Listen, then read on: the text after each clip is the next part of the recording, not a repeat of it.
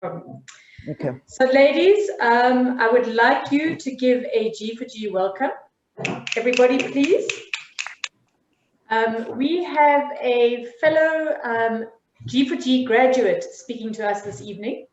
He literally graduated from G4G University of Pretoria cohort 2 weeks ago, I think it is, Akudzwe. Her name is Akudzwe Mhangami, and she's currently a law student at the University of Pretoria. She's also a peace builder and an activist. She's a director of the Res Women in Leadership Academy, and their mission is to empower women leaders and change makers to build a more equal and peaceful society. Akudzwe recognizes that women leadership for sustainable peace is a matter of urgency. And the reason that we chose her for this evening is because she absolutely epitomizes what we want to see coming out of G4G. She has taken up missions that she cares about and ideas that she cares about, and she is leading in those positions to change her environment and create a better environment around her by driving the agendas that she really cares about. She is truly and utterly living the principles of G4G in terms of leadership and service. So welcome, Akudzwe. Please go ahead. It's so lovely to have you here this evening. Thank you so much, Val. I'm so happy to be here. Thank you for the invitation. Hello, everyone. I see Gloria. She was also part of the UP cohort. So nice to see you there. I am so honored that you that you called me to come and speak today with a young woman. Any opportunity to speak to young women is always a good opportunity. So I'm very, very, very excited. So I don't know if I can see all the young women, but hello to all of you. My name is Akudzwe Mhangami. I see you waving. Good to see you. Good to see you. So exciting to see you all here. I trust we're going to have a lovely time. So what I'm going to do today is I'm going to tell my story and how I am where I am, but also then put in the principles that we are trying to have you learn today. Okay, so quick background. I am an international student, actually. My family is based in Zimbabwe. So I've been born and raised here. I only moved to South Africa in 2017 for university, where I am studying law, as Val said. And yeah, I am now in my 4th year at the university, but 3rd year LLB because I did BA Law and LLB. And so my story with leadership starts all the way in junior school. Yes, it does. And what happened was my earliest run for office was being a prefect in junior school, right? And unfortunately, I didn't make it in junior school for leadership. And one of the things they said was, well, she's not necessarily a leader. And I remember my parents disagreed. And I remember saying to myself, no, surely this is not the path for me. So when I went into high school, I started to intentionally work towards building myself, building my confidence, establishing who I am so that I'd be able to step into these positions of leadership and actually make an influence. So the first question I would like to ask you is, who are you, right? Do you know yourself? I know in high school, one of the issues we have as young women is we see other young women and they're great, they inspire us. But the problem is when we try to replicate them or replicate what they do, then we take our own authenticity from ourselves, right? So I know one of the things in the video you watched prior to this is the professor who says, you are never going to be someone else. And I think that's a key principle to remember in leadership, because I'm telling you, when it comes to being a leader, and especially a woman in leadership, the best kind of leadership is when you operate from a place of being yourself, of knowing who you are, knowing what you stand for, and knowing what you believe. So personally, in my personal life, my starting point when establishing who I am, or back then when I was trying to establish who I am a believer. So the first thing for me was to establish who does God say I am, right? And after establishing who God says I am, I was able to say, okay, this is who God says I am. And a lot of what that does, or what that did for me, was to take away the elements of insecurity, the questions like, am I good enough? Because God says I am good enough. You know, God says I am fearfully, I am wonderfully made, right? I'm the head, I am not the tail, I'm above, I am not beneath. And so those affirmations from knowing who I am in God help me to establish that when I step into these platforms, when I am in school, I am enough. And I think at times in high school, we struggle the most with who we are and whether we are enough, right? But we are enough. And I want you to know that you are enough.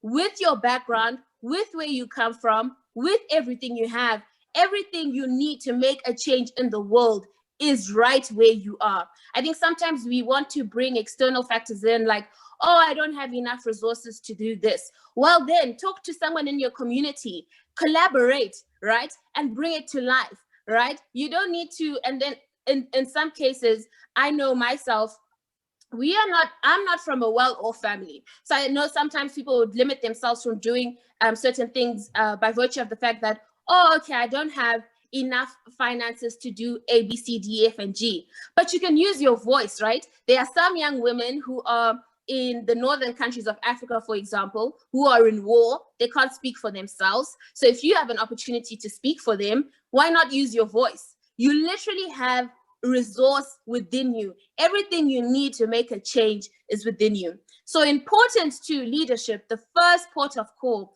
is for you to establish who you are, right? So for a minute, I want you to take an exercise, and I want you to remove the lens of society. I want you to remove the lens of your friends. I want you to remove the lens of your family. And I want you to ask yourself, who are you? What does it leave you with? When we remove family, society, and your friends, who are you? What remains there? So I want for a minute for you to think, okay, who am I? What do I enjoy? What do I like to do? What are my passions? Because we know sometimes when we go to university, we go and we study the degrees our parents have assigned us. Is that really who you are? So if you, for example, are passionate about studying law, as am I, but you are forced to go and study accounting, that already has a lens of family or friends influence on top of it. And you've already delayed somewhat of your progress to achieving what you should be doing in your own path. So for a minute, I want you to think, who am I? Ask yourself. Ask yourself, who are you? What do you enjoy? What are you passionate about?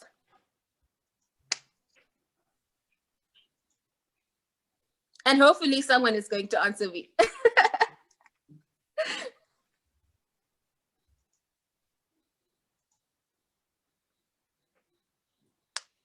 Call them out, Akudzwe, call them out. Okay, I see Katleko. Katleko, would you tell me, without the lens of your family, friends, society, who are you? What do you enjoy? What do you want to see in the world? Okay, so I am Katlego, and I am very optimistic. I don't know, in every bad situation, I always see good and opportunity. I enjoy music and dancing a lot. And I'd like to see other places in the world. I'd like to travel. Awesome. Thank you, Katleko. Priska, will you kindly also tell me? Hi guys, my name is Priska, and I see myself as a person that don't give up despite the fact that I always fail in the stuff that I do. I see myself as a person that encourages people and wants to see positive change in the world. I don't like seeing negative stuff. I always want to bring out positive in all situations. Yeah, more like I'm a change maker. I want to be a change maker. Awesome. Thank you so much for your responses, Katleko and Priska. Now, after listening to what you said, right, you have established, okay, who am I? What do I want to achieve? The critical thing then next to do is to say, okay, this is who I am. This is what I want to achieve. So what can I do to achieve those goals, right? So what's the next thing to establish? The next thing is to establish a standard. The next thing is to sacrifice some friendships. The next thing is to remove yourself from certain places in order to get yourself to where you want to be. So for example, in high school, I wanted to run for leadership. And one of the things you had to do, of course, is to have a good track record. That means I couldn't be found involved in any kind of bad behavior because it was important to have a good reputation to run for office. So already, friends that influenced me in the negative could no longer form part of my circle, right? So you've established who you are. You've said, okay, my name is Aku. I love people. I want to find myself in areas of leadership. How do I get into those areas of leadership? I need to have a good reputation. Who right now in my sphere of influence would ruin my reputation? And some of those sacrifices that you have to make are challenging sacrifices to make. But once you establish what you want to do and who you are, those are sacrifices you will be willing to make, changes you will be willing to make. Fast forward to university, a lot of the time, because I have leadership going on and I also work whilst I study, a lot of the times I can't be out with my friends when my friends are out. And those are some of the sacrifices, right? Because there's a bigger vision, right? Katleko is saying she wants to travel. So Katleko perhaps is going to have to start traveling, saving towards traveling in university in order that she sees the world she wants to see. That means that that bag she would buy from Mr. Price or, I don't know, Woolworths can't be bought anymore for now, okay? I think one of the things we struggle with in our generation is delayed gratification. One of the things we have in our generation is that we want things to happen now. But the thing is, if you sow good seeds into your tomorrow, you will always have those good things. My dad always says, fashion comes in and out of season. And so sometimes you want to buy that cute bag now, but if you could save your money for the bigger vision, which is to travel the world, you may find that when you then get there, you have even more money to then buy that bag, right? So delayed gratification, making sacrifices in order to see a really good future. Then I'll move to, after you establish who you are and you set the necessary boundaries, you go to ask yourself, okay, what am I good at naturally? And how can I develop my natural abilities? So one thing I am good at is I'm very friendly. I love people. I love to talk. And so how can I develop these natural abilities? I signed up for leadership courses at the university, right? In first year, I went for Tax-Raised Women in Leadership. What Tax-Raised Women in Leadership did for me was to develop my skills, to develop my natural abilities. So in Tax-Raised Women in Leadership, one of the courses they have is public speaking. So already I know naturally I can speak, but to be an even more effective speaker, I knew I had to put myself in a position where my natural abilities are mentored and grown. And so that's how I then decided, oh, okay, let me get involved in areas that develop my capabilities, right? So it's important to establish what you are good at, what your natural abilities are, because often your purpose is tied to that. Okay, and then moving on, we go to how do you communicate and how do you respond to opportunities? So now we've established who we are, we've established boundaries, we've established what we are good at, we've developed our natural abilities. What is the next step? The next step is to find how you then respond to opportunities around you. So one of my favorite quotes is, if opportunity doesn't knock, build a door, right? So in our spaces, often at school, in university, there are opportunities for you to take part, for you to join. How are you responding to those opportunities? I guess sometimes people complain and say there are not enough opportunities, but sometimes if you look closely, especially in the university space, they are. How are you responding to the opportunities the university puts forward to you? So in first year, I was very excited. I did everything. I went in first year at the University of Pretoria. I did everything residents offered me because I stayed in Res. I looked at the leadership programs that were offered through Res. And that's how I found myself in the Tax-Raised Women in Leadership Academy, because I was keen. I knew I have a goal. I knew I have purpose, and I need to put myself and set myself up in positions where my purpose can be fulfilled. And I am particularly passionate about women and children. So as well, when joining organizations, I was looking at my passions, right? Women and children. So it is fitting for me then to be in a women-inspired leadership organization, right? So you are seeing how our passions, what you are good at, then align with the opportunities that you want to join, right? So it's important for you as a leader. One thing you have to, sorry, I don't know, sorry, someone was calling. One thing you have to do is really be intentional about finding opportunities that align with what you want to achieve. So I'm going to keep giving reference to Kahleko's example. Kahleko says she wants to travel the world, right? So what does Kahleko need to do perhaps when she gets into university? Perhaps make some friends who are studying aviation, or see which friends travel often, ask some questions, you know, and be curious, right? Be curious, be very curious. It's important for you to be intentional about finding these opportunities for yourselves, because no one can take you to those opportunities. You need to know what you want and go for what you want to achieve. Important as well, when you get to these platforms, when you're deciding and when you're responding to opportunities, it's important to really establish and ask yourself some of these questions, because these questions will get you into certain spaces. Are you teachable? And are you respectful? So one of the things about being in leadership is you will come across challenges and you will come across circumstances in which there are times where you do not know what to do. And so probably you can do something and perhaps you get it wrong when doing it. Now, when you're corrected by the people in charge of you or the leadership above you, it's important for you to have a teachable spirit. People always like to work with people who are teachable, people who are respectful, people who have integrity, people who have honor, right? So when you're teachable, when you communicate well, when you show up, when you smile, when you are pleasant, people want to work with you. So I would encourage you to say, okay, because I know in high school, one of the big things, because I know I did it myself, was, you know, to certain people, you have an attitude, right? There's that teacher you don't like because that teacher told you off and that teacher is not supposed to tell you anything. But the thing is, even if you don't necessarily agree with that teacher, there's always a respectful manner to go about it. And sometimes in high school, the manner we deal with conflict is not always a manner which is respectful, right? And so we need to establish ways to communicate with people who are older than us, people who are in the leadership above us in a respectful manner, showing them that we are teachable.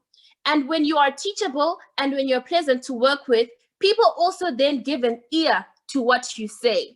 So if you, one quote I like is, you can't fight hate with hate, right? And in the same manner, if you want to communicate disappointment to someone, you can't scream at each other, because then nothing is getting solved. What you need to do is sit down and have a mature conversation. Say, sorry, I didn't appreciate what you had to say here. Perhaps if you could do it this way. Can you see the respect in that tone will also enable the person above you to say, okay, she came at me respectfully, so we can then, you know, move forward in a manner that works for everyone. And then one last thing, and I'll bring everything all together, would be, don't be fearful. I think statistics often show that women are more hesitant to stepping into office or to applying for jobs and getting into interviews than men. And sometimes men don't even have the qualifications, but men have the confidence. And sometimes women are so doubtful even when they have the qualifications. And one of the things I've had to do in my leadership journey, in high school, in junior school, in university, is to not be fearful, right? To be confident in who I am, in what I stand for, and in what I'm bringing. And the key to that is knowing who you are. Confidence in who you are starts by knowing who you are. So we go back all the way to where we started, right? Where we are asking ourselves the question, who are you, right? Do you know yourself, right? Because when you know yourself and you know who you are, you're confident in who you are, right? And so it is important to know who we are. Then we move on to, what are you good at? how can you develop these natural abilities? Are you teachable, right? Don't be fearful, but be confident. So a bit more about my story before I finish off is, in first year, I started as a first year, eager beaver, eager to join everything. I stepped into Tax-Res Women in Leadership Academy, and they taught me so much. I learned from them. We had a CV session. Now, I must tell you, this session changed my life. Essentially, a speaker came and she was demonstrating what your CV should look like. And I was in first year, and all I had on my CV was the fact that I finished high school and I served as a leader in high school, which was equally great. But I said to myself, it really challenged me to say, okay, this is the only thing I have on my CV. I need to have more. And so moving through university, I then said to myself, what more can I do? What spaces can I find myself in? But key to finding myself in these spaces was knowing who I am and knowing what my passions are and making them align. So I stayed in the Tax-Res Women in Leadership Academy. I graduated from it first year. Second year, I served in the academy as a facilitator, and facilitators in the academy have touch-based sessions with students where they teach content about feminism, public speaking, running for office, mentorship. And it was absolutely incredible because now I got to give back the knowledge I had received the previous year. And then in my third year of university, I became the deputy director of the academy. And then now I am the director of the academy. And I must tell you that one thing you must understand is people who are in great positions of leadership and people who we aspire to all started somewhere. There are no shortcuts in life, right? You see me, I started in first year. I had to first be a student and graduate. I had to serve on the team 2 years. And now I'm the director of the academy 3 years later. So there's a process. One of the things we see in our generation is get rich quick schemes, right? Or get to certain places quickly. But the thing is, there is process, and you don't want to miss the processes or take shortcuts to certain processes, because often those shortcuts will reveal themselves later. So take the due diligence to follow through the entire process. Take the due diligence to serve. Take the due diligence to understand what it is you're passionate about so that you can be able to serve the women, the platforms you want to serve adequately. Right. So it was critical for me to serve on the Tax-Res Women in Leadership Academy that long because I needed to learn. I needed to learn so that when I'm giving back more to women, I have an understanding of what are women's challenges. How can I help women counter those challenges? What can I do in my space to help women get to where they want to be? And I'm very passionate about encouraging young women to be confident in their unique leadership, right? In being yourself boldly.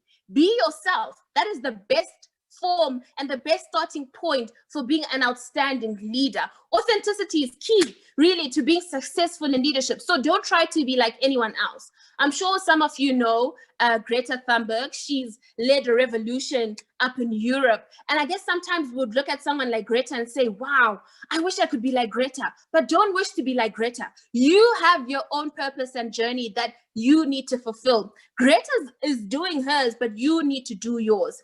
And the thing is, in our communities, there is always an opportunity for us to serve. There's always an opportunity for us to give back. You can start by looking at your community and saying, what are some of the problems in my community? What can I do to make them better? So I know that sanitary ware is a problem in my community. And one of the things I've started to do now is to launch, right, pad drives. People are always happy to give pads, and you can sort of get the community to get involved, right? You've already solved the problem. And sometimes perhaps people want to be seen on big stages and appreciated on big stages, but really it starts with the small stages, right? I know sometimes they say it's important to be able to have responsibility over small things so that you can be entrusted with big things. So already in your community, what have you started with?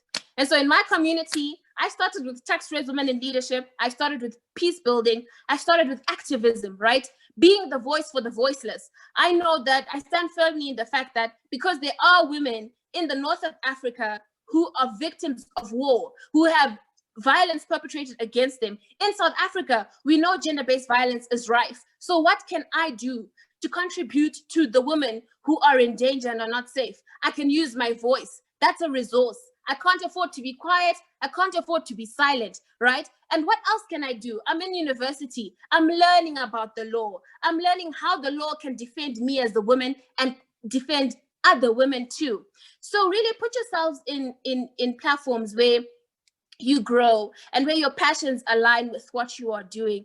And really don't lose sight of the change you want to see. One of the things that we know now is young women in leadership is critical. So I'm calling upon you today to take up space wherever you are. Start with the leadership in high school. When you go to university, get involved. We need young women. Can you imagine that in Africa, we only have one woman president right now, and she's the president of Ethiopia. Now, when the African Union meeting is had, the heads of states, so the heads of the African countries are the ones that go for the African Union meetings. So imagine that there's only one woman amongst all of those head of states that are men that is representing women. So can you see that there is a dire need for young women to step up into leadership, and you are the young woman for the job today. So really, I'm calling upon you to please see that you are the change the world needs. Your community needs your input,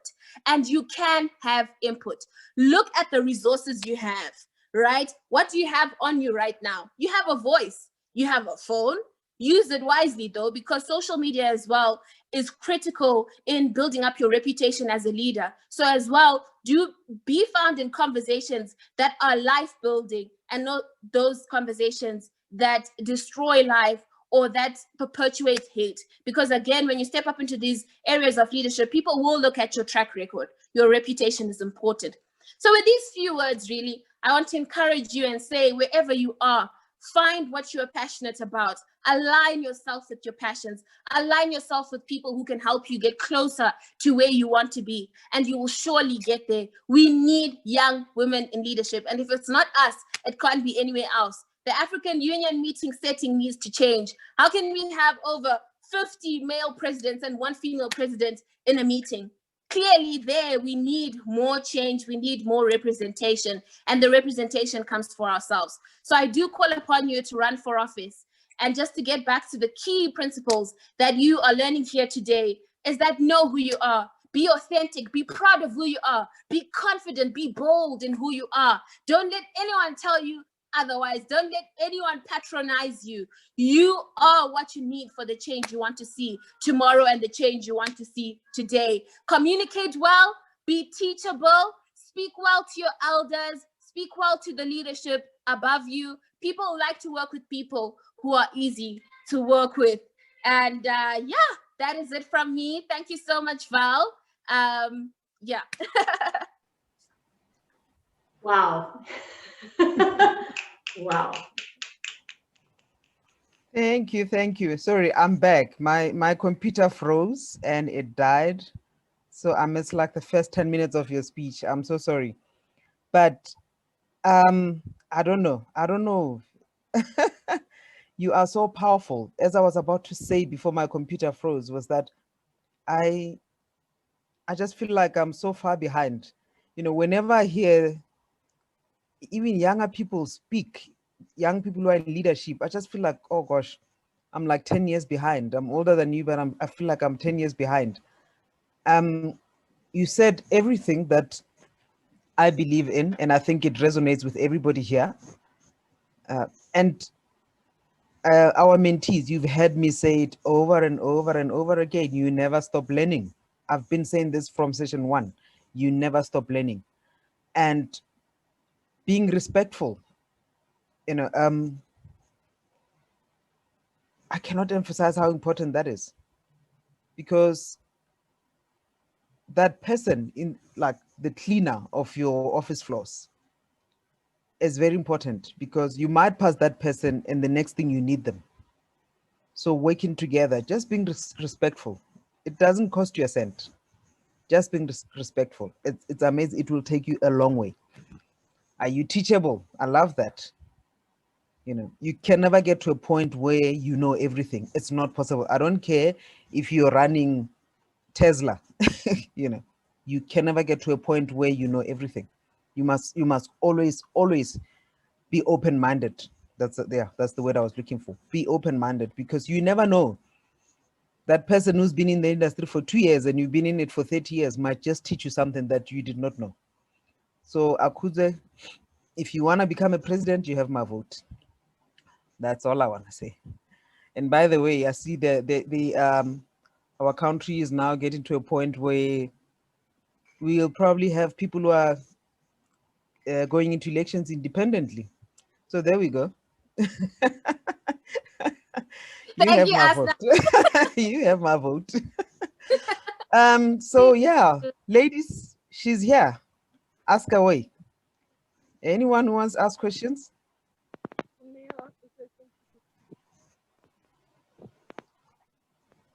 Hello. I think Priska, you raised your hand. Am I correct?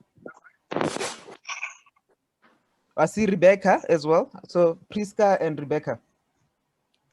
Yes, I would like to ask Akudzwe if she's faced any challenges on her journey to becoming a leader. Yes, I just want to know about the challenges she's faced.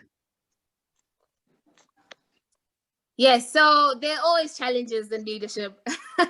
Some of the challenges I faced are the battle in my own mind, right? To say, okay, well, am I good enough?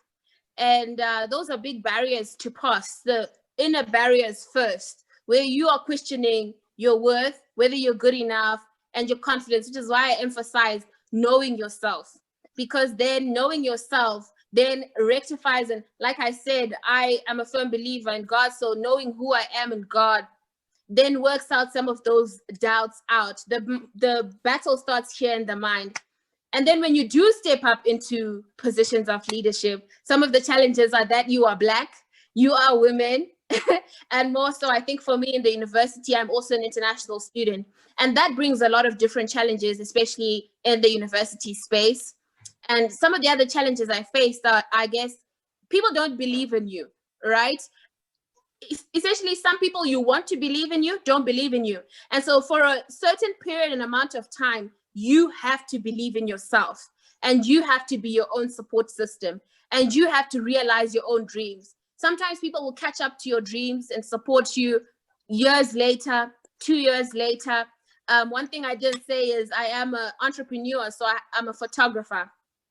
And I remember when I started up my business, I had even challenges with some of my family members believing in me at the university. And so it took a bit of a while when external people started hiring me for even them to see that, oh, okay, she's doing something here. So sometimes even the people you love and are dear to you won't believe in you, and you will have to see your own future for yourself and continue to work and strive towards it. And I think perhaps that's one of the most heartbreaking challenges that you may face. But you can conquer it, and you can move past it. And as well, you lose some friendships, because when you do well, not everyone is always happy with your success. And so these are some of the challenges you face. Friendships fall away. But I have my best friend here with me today. She is my +1, and she's really stood with me the past couple of years. So you need to find your team, and the team that you have will really stick with you. My family is also very supportive of what I do. So really, those are some of the challenges I faced. And you'll probably face some challenges, maybe worse than mine or easier than mine, but don't lose focus of what you're trying to achieve, and believe in yourself. You have to carry out your dream and see it for yourself, because no one else is going to see it for you. I hope that answers you, Priska. Yes, thank you so much.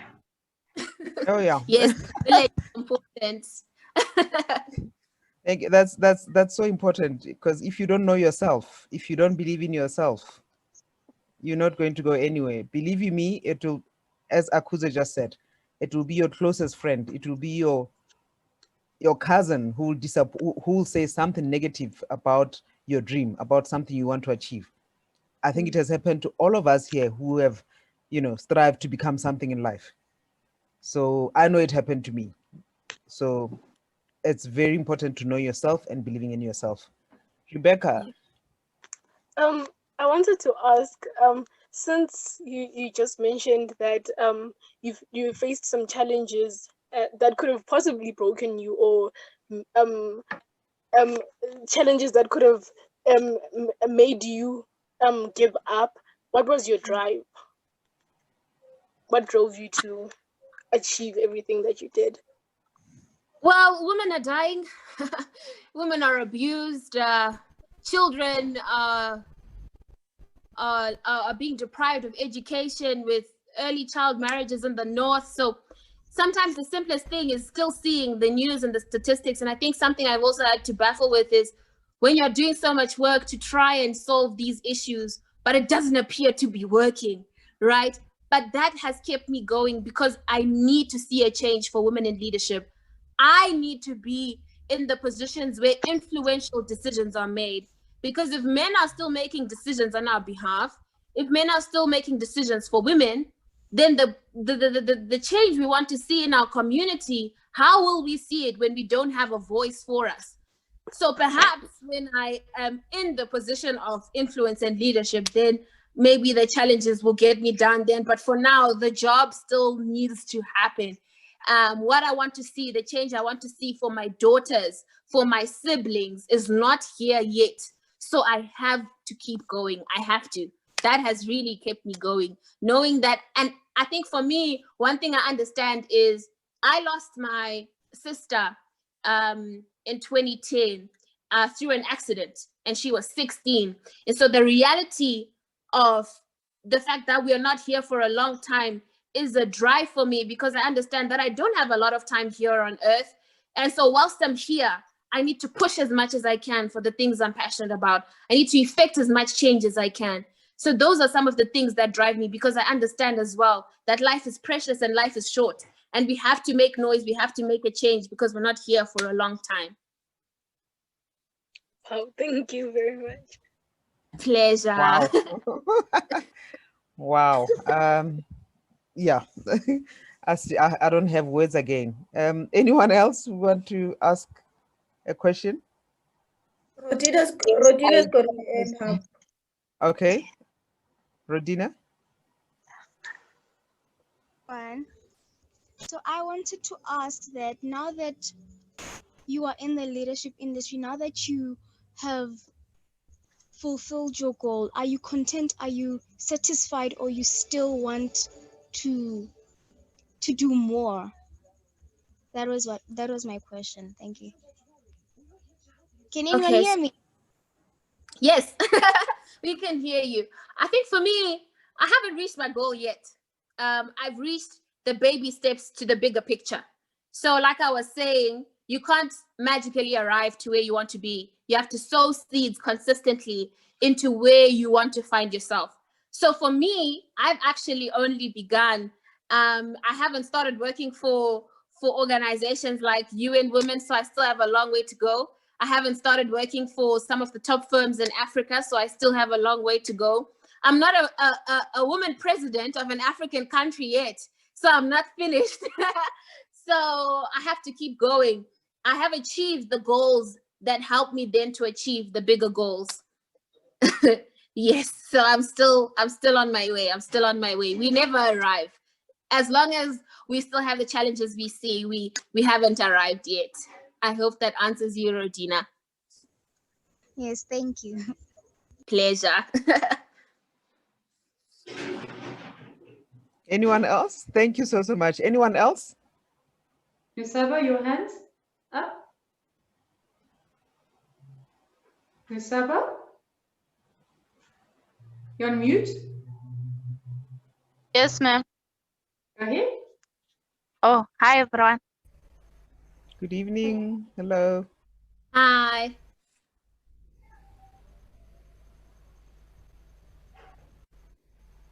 Do you have a question?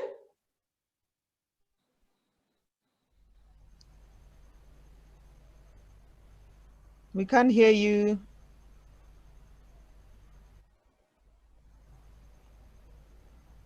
Do you perhaps want to My question ma'am, Okay, go ahead.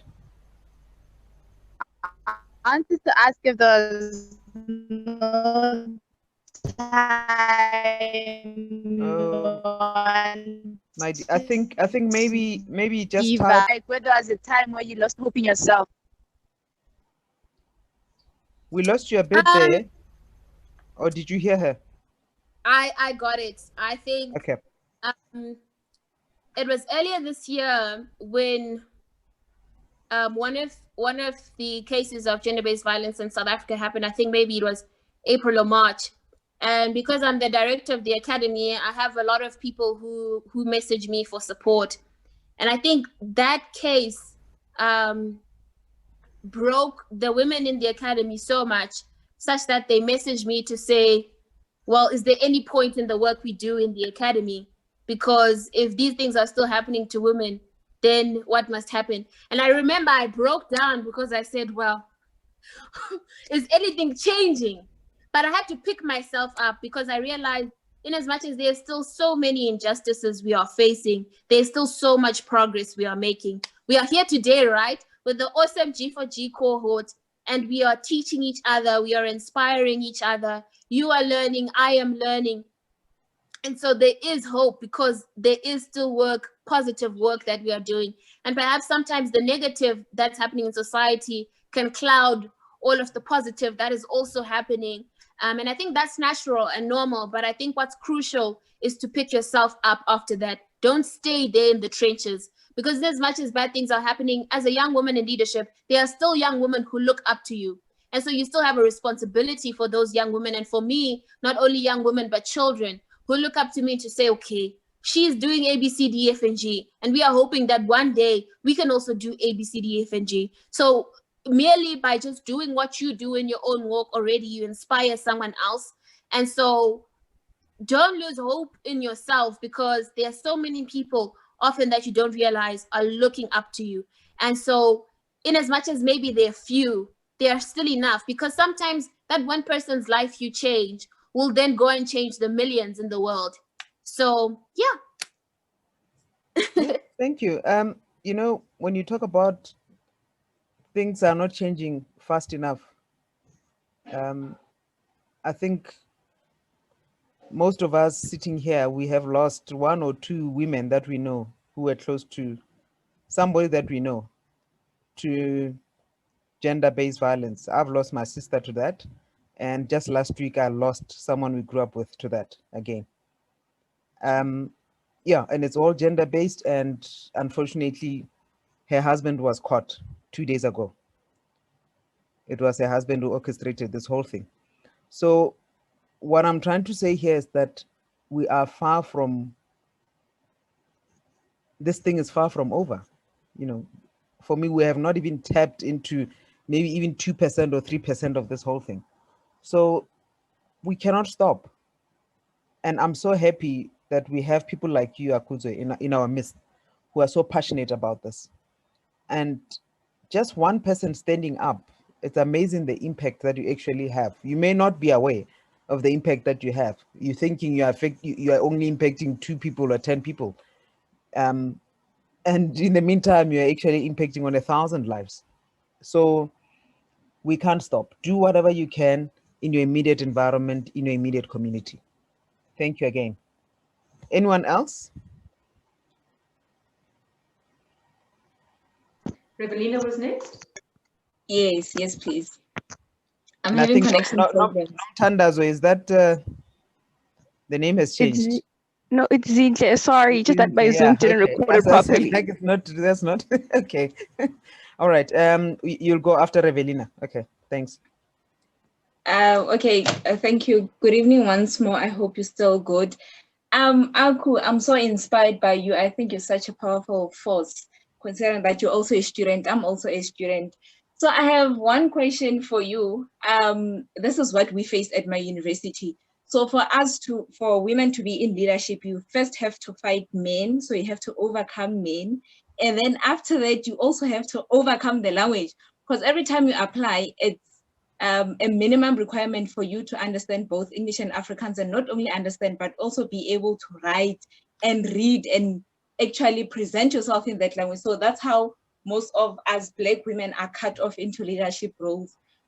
here at my university. So if you find yourself in such a situation, how would you advise or tell someone to handle it? Because most of the time we leave it there. We just stop running for office at some point. Okay, thanks for your question. Like I said, the resources you need to effect change are with you. And so if you find a challenge in the system, often what I've done with some of the challenges in my university is to fight. I mean, it's not always a good idea, so you have to have a bit of sensitivity and understand the situation, because as well, you don't want to get kicked out of school, because school is crucial to the bigger part of your leadership run in future, right? So if the system is not working out for you, create your own thing. So if you are wanting to change something in the university, create your own structure, adapt, make use of yourself as the resource, and call your friends to join you. In university, starting a society or inspiring people to start something is not too difficult, because it's not only you who sees this challenge. So find people who have identified the same challenge as you and find a way to register and create a society. If opportunity doesn't knock, build your own door. So if there's no opportunity, if the odds are against you, create your own platform in order to see the change you want to see.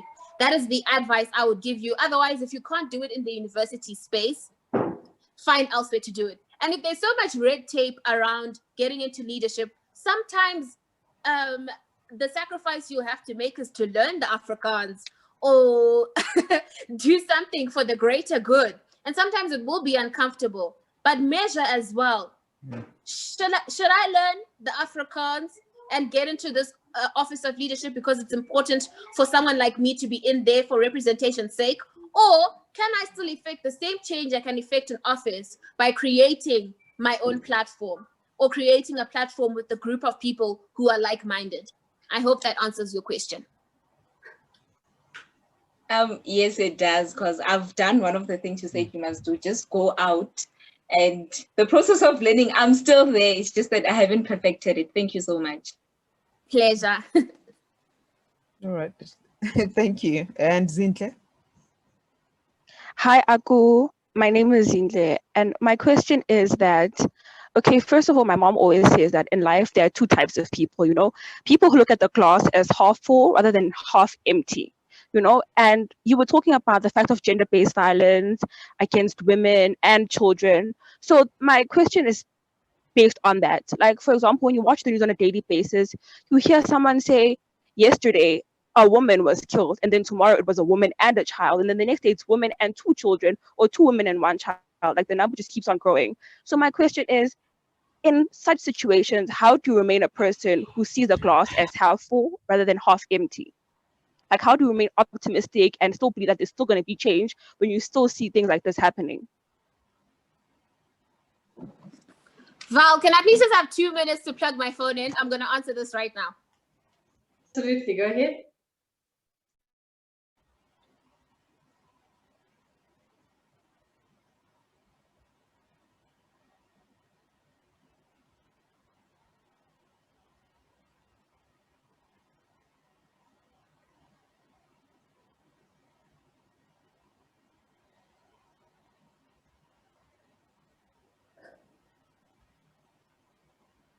Okay, awesome. So, of course, the news is challenging. And maintaining the balance of half full, half empty is something that may be challenging sometimes. But I think one thing I can perhaps encourage you to do is sometimes turn off the news and push forward without necessarily paying to every news update, because it may cripple you. So know what you can handle emotionally, know what you can take in, know what you can manage in order to maintain that balance in the glass. So sometimes your glass will require for you to turn off the news, maybe for 3 days in the week, and read it once in a while. And I think one thing we do often is to make use of Twitter so much. I know I had to stop going onto Twitter and reading, because it was always a negative after negative after negative report. And all that did was break my heart and keep me still in my tracks. and make me feel like there's no change I'm making, yet in reality, like Asnath is saying, you are making a change. So sometimes your Twitter will have to go. Sometimes you'll have to keep the noise temporarily quiet. Sometimes you'll have to hear it because it will keep you going. So I think it's just knowing who you are, knowing your boundaries, knowing what perhaps push you towards discouragement, so that you can know how to manage the different things that then come up and come out. I don't know if that answers your question. You can ask me a follow-up. That Thank you, definitely Akudzwe. did answer my question. Thank you. Okay. Thank you. And for me, I'm going to give like three more minutes for one more question. But I just wanted to add to what Akudzwe is saying. I missed part of your presentation, but I heard you when you say that you believe in God. And sometimes it's very important to have, when your spiritual level, I'll call it that, if you take care of your spiritual level, it also helps to combat some of these things when there's so much negativity. And I don't watch the news often. I mean, if I watch the news once a week, it's a lot. I don't. I really I don't. I really avoid watching the news. I meditate. I've said this before on this platform, that I meditate every morning, because that just brings calmness into my life. And just take care of your spiritual level. Take care of yourself. Know yourself. If you know your limits, and if you know if you do something and it hurts you or it disturbs you, the question you need to ask yourself, is it serving you? If it's not serving you, don't do it. Just avoid that, because if it's not serving you, it's just going to damage you, really. That's all that is going to happen. Yeah, thank you. And Zanele, one last question. Thank you. Thank you, Ma'am Asnath. Good evening, ladies, and good evening, Aku. So my question is that do you sometimes, not that do you sometimes, do you think that the things that are happening to society, to the women, is not because they do not have a voice, but it is because of the lack of knowledge that they have towards certain situations? Let's say, for an example, you can see someone that's being abused every single day by her husband. It's not because she doesn't know that she's being abused, but she doesn't know that it is her right to not be abused. Because to her, as to culture, some cultures say, other women believe that her husband beating her up is him expressing his feelings, but then again, it's abuse and violation to her and her kids. So sometimes you feel that it's not the voice that's lacking, it's the knowledge that's lacking in that situation. Thank you very much. So good, Zanele. I think that's it, right? And that's why when I say again, look at your resources, is you, Zanele, can identify that someone is being abused and that there's a lack of education there about her rights. So what can you do in your community? You can start to equip other young women who don't know that the cultural mannerisms that are perpetuated against some women are not right and are not supposed to happen. So we have so much resource within ourselves to counter some of these challenges. And for sure, some of the violence that happens to women across Africa, and not even only down in the South, but in the North, is that some cultural practices believe that, young children should be married by 8. And that's something that here down in the South is, preposterous. It's out of this world. But that lack of education to know that your rights are being infringed upon is something that they're not aware of, which is why then educating ourselves, being good stewards of our degrees, finishing through, like I'm a law student, I now will be able to equip women with the law to say, look, these are some of the options and alternatives you can use. This is not right. This is your right. This is what's wrong. This is what you can do legally. So definitely, I agree with you. Education is a crucial part in fighting injustice. All right.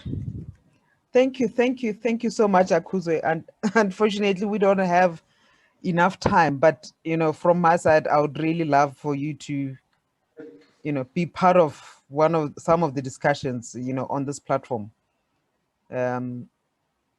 Because it doesn't stop here. As you were saying, you've just begun, and the more young women we have participating, in making change, impact in life, the better and maybe the faster we'll get to where we want to go to reach our goal. So thank you so much for making time to be with us on a Friday night. I know in Pretoria, Friday nights are very important, social time. But yeah, thank you so much for making time to be with us. Thank you. Thank you. Thank you so much, And Asnath. flowers to you. Yeah. Thank you you. to all the women here in the cohort. I'm really so grateful and honored to have been here with you. Thank you. All right. Okay, ladies, it's time for the circles.